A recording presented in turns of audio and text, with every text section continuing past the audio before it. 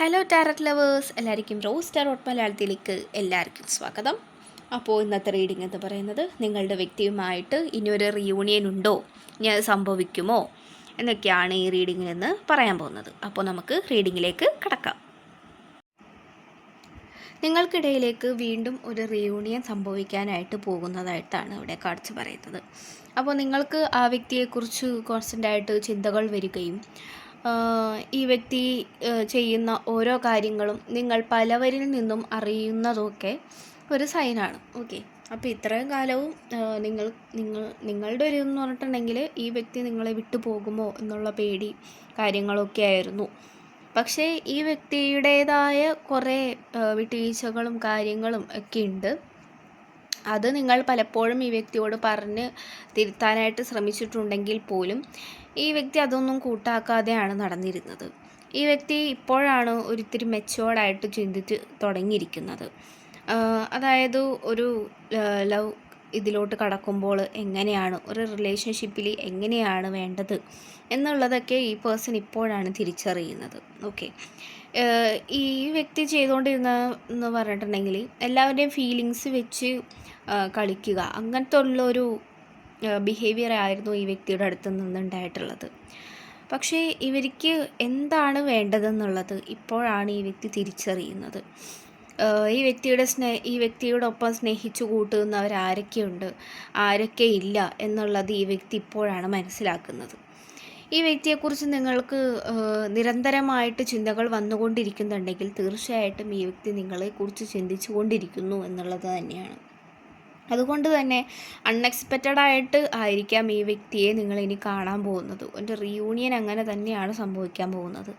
ഇനി വേണമെങ്കിൽ വല്ല വർക്ക് പ്ലേസിൽ വെച്ചോ അല്ലെങ്കിൽ പാർക്കിലോ അങ്ങനെയൊക്കെ ഈ പേഴ്സണെ നിങ്ങൾ വീണ്ടും ഇനി അൺഎക്സ്പെക്റ്റഡായിട്ട് കണ്ടുമുട്ടാൻ പോകുന്നതായിട്ടാണ് ഇവിടെ കാഴ്ച പറയുന്നത്. ഈ വ്യക്തി ഇപ്പോൾ നല്ല എഡ്യൂക്കേറ്റഡ് ആണ്. വേണമെങ്കിൽ ഇച്ചിരി നല്ല എന്താ പറയുക, ഇത്തിരി വലിയ പ്രൊഫഷൻ കീപ്പ് ചെയ്യുന്ന ആൾക്കാർ, അതായത് മിലിറ്ററി, പോലീസ്, അങ്ങനെയുള്ള ഇച്ചിരി കൂടി സ്ട്രിക്റ്റ് ആയിട്ടുള്ള രീതിയിലുള്ള കരിയറാണ് ഇവർ ചൂസ് ചെയ്തിരിക്കുന്നത്. അപ്പോൾ അങ്ങനെയുള്ള മേഖലയിൽ വർക്ക് ചെയ്യുന്ന ആൾക്കാരാണ് ഇവർ. ഓക്കെ, അപ്പോൾ ഇവരുടെ ആ ഒരു കാലഘട്ടം, ആ ഒരു നിങ്ങളുമായിട്ടുള്ള പ്രണയമായിരുന്ന ആ ഒരു ടൈമിലൊക്കെ ഇവർക്ക് വേറെ രീതിയിലുള്ള ബന്ധങ്ങളും ഉണ്ടായിട്ടുള്ളതായിട്ടാണ് ഇവിടെ കാണുന്നത്. പക്ഷേ അതിലെല്ലാം ഈ പേഴ്സൺ റിഗ്രറ്റ് ചെയ്യുന്നുണ്ട്. ഇപ്പോൾ ഈ പേഴ്സൺ എന്തൊക്കെയാണ് ചെയ്ത് കൂട്ടിയത്, എന്തൊക്കെ ചെയ്ത് കൂട്ടിയില്ല എന്നുള്ളതൊക്കെ ഇപ്പോഴാണ് ഈ പേഴ്സൺ തിരിച്ചറിയുന്നതും അതിനെക്കുറിച്ച് ചിന്തിക്കുന്നത് പോലും. ഇവരുടെ മെച്യൂരിറ്റി ഇല്ലാത്ത പ്രായത്തിൽ കുറേ കാണിച്ചിട്ടുണ്ട്, കുറേ ചെയ്തിട്ടുണ്ട്. അപ്പോൾ അതെല്ലാം ഈ പേഴ്സൺ ഇപ്പോഴാണ് തിരിച്ചറിയുന്നതും. അപ്പോൾ ഈ പേഴ്സൺ അതുകൊണ്ടൊക്കെ തന്നെ വളരെ മാനസിക ബുദ്ധിമുട്ട് അനുഭവിക്കുന്നതായിട്ട് ഇവിടെ കാഴ്ച പറയുന്നു. ഓക്കെ, അപ്പോൾ നിങ്ങൾ എത്രത്തോളം ലോയലായിരുന്നു, നിങ്ങൾ എത്രത്തോളം ഈ വ്യക്തിയെ സ്നേഹിച്ചിരുന്നു, നിങ്ങൾ എത്രത്തോളം ഈ വ്യക്തിയെ കെയർ ചെയ്ത് കൂട്ട് നിന്നിട്ടുണ്ട്, എന്ത് കാര്യത്തിനും നിങ്ങളെ സപ്പോർട്ട് ചെയ്യാനും, അതായത് നിങ്ങൾ ഈ പേഴ്സണെ കുറേ സപ്പോർട്ട് ചെയ്തും ഒക്കെ നിന്നിട്ടുണ്ട്. പക്ഷേ ഇവരതൊന്നും കണ്ടിരുന്നില്ല എന്നുള്ളത് തന്നെയാണ്. അവരന്നൊക്കെ ചിന്തിച്ചുകൊണ്ടിരുന്നത് എന്താണെന്ന് വെച്ചാൽ നിങ്ങൾ ഒട്ടും ഈ പേഴ്സണ് മാച്ചല്ല, ഒട്ടും ശരിയാവില്ല എന്നൊക്കെ തന്നെയാണ്. പക്ഷേ ഇവരുടെ ആ ഒരു ബിഹേവിയർ കാരണം നിങ്ങൾ പോയി. ഓക്കെ, ഇനി എൻ്റെ മുന്നിലൊന്നുമില്ല എന്നാണ് ഇപ്പോൾ ഈ വ്യക്തി ചിന്തിക്കുന്നത്. അതായത് ഇവരുടെ ബിഹേവിയർ കാരണം നിങ്ങൾക്ക് ഈ പേഴ്സണെ മതിയായി എന്നുള്ളത്. ആദ്യം ഈ വ്യക്തി സന്തോഷിച്ചെങ്കിൽ പോലും പിന്നീട് ഈ വ്യക്തി അത് ഓർത്ത് ദുഃഖിക്കുന്നുണ്ട്. വീണ്ടും നിങ്ങളെ മീറ്റ് ചെയ്യാനായിട്ട് ഈ വ്യക്തി ആഗ്രഹിക്കുന്നു. ഓക്കെ, അപ്പോൾ അതിന് വേണ്ടിയിട്ട് കുറേ തയ്യാറെടുപ്പുകളും കാര്യങ്ങളെല്ലാം ഈ വ്യക്തി നടത്തുന്നുണ്ട്. പല രീതിയിലും വിഷമങ്ങൾ മാറ്റാനായിട്ട് ഈ വ്യക്തി ശ്രമിക്കുന്നുണ്ട്. വേണമെങ്കിൽ ട്രാവൽ ചെയ്യുന്നുണ്ടാവാം, അങ്ങനെയൊക്കെ ഫ്രണ്ട്സായിട്ട് പുറത്തു പോവുക, അങ്ങനെയുള്ള കാര്യങ്ങളൊക്കെ ഈ വ്യക്തി ചെയ്യുന്നുണ്ടാവാം. കൂടുതലുമായിട്ട് എപ്പോഴും എൻഗേജ് ചെയ്തിരിക്കാനായിട്ട് ഈ വ്യക്തി ശ്രമിക്കുന്നു. പക്ഷേ രാത്രികാലമാകുമ്പോഴത്തേക്കും നിങ്ങളുടെ ചിന്ത മാത്രമുള്ളൂ ഈ വ്യക്തിയുടെ മനസ്സിൽ. ഈ വ്യക്തിക്ക് ഇപ്പോൾ ഉറക്കം ഇല്ല, അങ്ങനെയാണ്. അതായത് നിങ്ങളെ ഓർത്തുകൊണ്ട് കിടക്കുക, ഇവർക്ക് ഉറങ്ങാനേ സാധിക്കുന്നില്ല. ഓക്കെ, അപ്പോൾ ആ ഒരു സിറ്റുവേഷനിലൂടെയാണ് ഈ വ്യക്തി കടന്നു പോകുന്നത്. എന്തായാലും ഇപ്പോഴും ബ്രേക്കപ്പ് സിറ്റുവേഷനിലായിരിക്കാം നിങ്ങളിപ്പോൾ കടന്നു പോകുന്നത്. അല്ലെങ്കിൽ ഈ വ്യക്തിയെ മതി എന്ന് ചിന്തിച്ചുകൊണ്ട് ദൈവത്തോട് പ്രാർത്ഥിക്കുന്ന ആൾക്കാരായിരിക്കാം ഈ വീഡിയോ ഇപ്പോൾ കാണുന്നത്.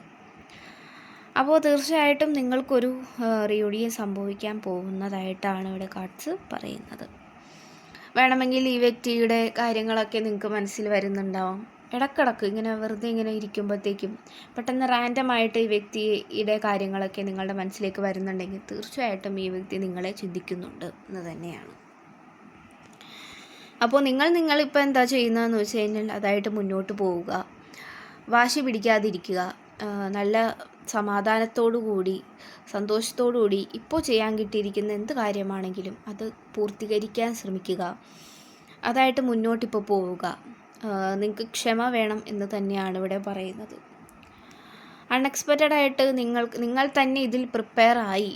നിങ്ങൾ ഇനി ഈ ഒരു റിലേഷൻഷിപ്പ് തുടർന്നു പോകാനായിട്ട് പറ്റും. എനിക്ക് ഈ ഒരു റിലേഷൻഷിപ്പിൽ എനിക്ക് വിജയിച്ച് നിൽക്കാൻ സാധിക്കും എന്ന് തോന്നുന്ന ആ ഒരു ഘട്ടത്തിലായിരിക്കും ഈ വ്യക്തിയുമായി വീണ്ടും ഒരു റീയൂണിയൻ നിങ്ങൾക്ക് സംഭവിക്കാൻ പോകുന്നത്. അതെന്ന് പറഞ്ഞിട്ടുണ്ടെങ്കിൽ വളരെയധികം ഈ വ്യക്തി മാപ്പ് പറയുക, അങ്ങനെയുള്ള കാര്യങ്ങളൊക്കെ ആയിട്ട് നിങ്ങൾ അന്നും ഇന്നും ഈ വ്യക്തിയോട് ക്ഷമിക്കാൻ തയ്യാറാണ്. കാരണം നിങ്ങൾ ഈ വ്യക്തി അത്രത്തോളം ഇഷ്ടപ്പെടുന്നു എന്നുള്ളത് തന്നെയാണ്. അപ്പോൾ തീർച്ചയായിട്ടും നിങ്ങൾക്കൊരു റീയൂണിയൻ വീണ്ടും സംഭവിക്കും. ഓക്കെ, അപ്പോൾ നിങ്ങളിപ്പോൾ പഠിക്കുകയാണെങ്കിൽ അത് ചെയ്യുക, ജോലിയിൽ കോൺസെൻട്രേറ്റ് ചെയ്യുന്ന ആൾക്കാരാണെങ്കിൽ അത് ചെയ്യുക. നിങ്ങൾക്ക് വരുന്ന ഓപ്പർച്യൂണിറ്റീസ് ഒന്നും തട്ടിക്കളയരുത്. എന്നെക്കൊണ്ട് പറ്റില്ല, ഞാൻ ഈ വിഷമത്തിൽ ഇരിക്കുകയാണ് എന്നുള്ള രീതിയിലൊന്നും ഒരിക്കലും നിങ്ങൾ ചിന്തിച്ച് ഒരു ഓപ്പർച്യൂണിറ്റീസും നിങ്ങൾക്കായി വരുന്നത് തട്ടിക്കളയാൻ ഒരു ഇടയും വരുത്തരുത് എന്ന് തന്നെയാണ്. സ്വന്തമായിട്ട് ഇപ്പോൾ എന്തെങ്കിലും ചെയ്യാൻ ബ്യൂട്ടിയുടെ കാര്യങ്ങൾ ഒക്കെ ഉണ്ടെങ്കിൽ അങ്ങനെയുള്ളതൊക്കെ നോക്കുക. ഓക്കെ, നിങ്ങൾക്ക് എത്രത്തോളം മെച്ചപ്പെടാനായിട്ട് സാധിക്കുമോ അത്രത്തോളം ചെയ്യാനായിട്ട് ശ്രമിക്കുക തന്നെ വേണം. സ്കിൻ കെയർ കാര്യങ്ങളൊക്കെ ചെയ്യുക, ജിമ്മിൽ പോവുക, യോഗ ചെയ്യുക. നിങ്ങളുടെ മൈൻഡ് ഫ്രീ ആക്കുന്ന എന്ത് കാര്യമാണെങ്കിലും നിങ്ങൾ ചെയ്യാനായിട്ട് ശ്രമിക്കുക എന്ന് തന്നെയാണ്. അപ്പോൾ ഈ വ്യക്തിയും കുറേ മാറാനായിട്ട് ശ്രമിക്കുന്നുണ്ട്. നിങ്ങൾ സ്വീകരിക്കില്ല എന്ന് തന്നെയാണ് ഈ വ്യക്തി ഇപ്പോഴും വിശ്വസിക്കുന്നത്. പക്ഷേ ഈ പറഞ്ഞ പോലെ സമയം ശരിയാകുമ്പോഴത്തേക്കും ഒരു ടൈം ആകുമ്പോഴത്തേക്കും ഈ വ്യക്തി ഒരു റീയൂണിയൻ, അതായത് നിങ്ങൾക്കിടയിൽ ഒരു റീയൂണിയൻ തന്നെ സംഭവിക്കും എന്ന് തന്നെയാണ്. അപ്പോൾ വളരെയധികം ക്ഷമ വേണം എന്ന് തന്നെയാണ് ഇവിടെ കാണിച്ചിരിക്കുന്നത്, കാർഡ്സ് പറയുന്നത്. അപ്പോൾ ക്ഷമ നിങ്ങൾക്ക് വേണം. അതേപോലെ തന്നെ നിങ്ങളുടെ കരിയർ പ്ലാനിങ് കാര്യങ്ങളെല്ലാം നിങ്ങൾ ഒരിക്കലും വിട്ടുകളയാതെ അതും മുറുകെ പിടിച്ച് അതും മുന്നോട്ട് കൊണ്ടുപോകാനായിട്ട് ശ്രമിക്കുക തന്നെ വേണം. ഓക്കെ, അപ്പോൾ ഈ പേഴ്സണായിട്ടുള്ള റീയൂണിയൻ സംഭവിക്കും. അപ്പോൾ തീർച്ചയായിട്ടും ദൈവത്തോട് പ്രാർത്ഥിക്കുക, ദൈവത്തിൽ വിശ്വസിക്കുക എന്ന് തന്നെ വേണം. ചിലപ്പോഴൊക്കെ നമ്മളുടെ വിശ്വാസം കൈവിട്ട് പോവാറുണ്ട്. പക്ഷെ അങ്ങനെയല്ല, തീർച്ചയായിട്ടും നിങ്ങൾക്കൊരു നല്ലത് തന്നെ വരും. ഇത് തന്നെ നിങ്ങൾ ചിന്തിക്കുക, മനസ്സിലുറപ്പിക്കുക. ഹോപ്പ് വേണം, നല്ല ക്ഷമ വേണം എന്ന് തന്നെയാണ് കാർഡ്സ് പറയുന്നത്. പുതിയതെന്തെങ്കിലും ലേൺ ചെയ്യാൻ പറ്റുകയാണെങ്കിൽ തീർച്ചയായിട്ടും അത് ചെയ്യാനായിട്ട് ശ്രമിക്കുക.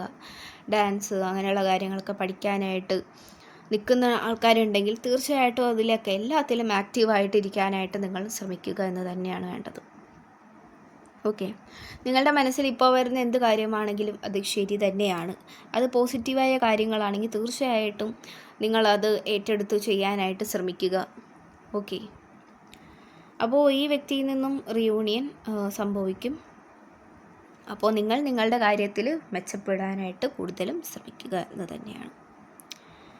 അപ്പോൾ അഫർമേഷൻസ് കാര്യങ്ങളൊക്കെ ഉണ്ടെങ്കിൽ തീർച്ചയായിട്ടും സ്വീകരിക്കുക. അതേപോലെ തന്നെ ദൈവത്തോട് പ്രാർത്ഥിക്കുക, ആത്മാർത്ഥമായിട്ട് പ്രാർത്ഥിക്കുക തന്നെ വേണം. ഓക്കെ, അപ്പോൾ ഇത്രയുമുള്ള റീഡിങ്. Thank you.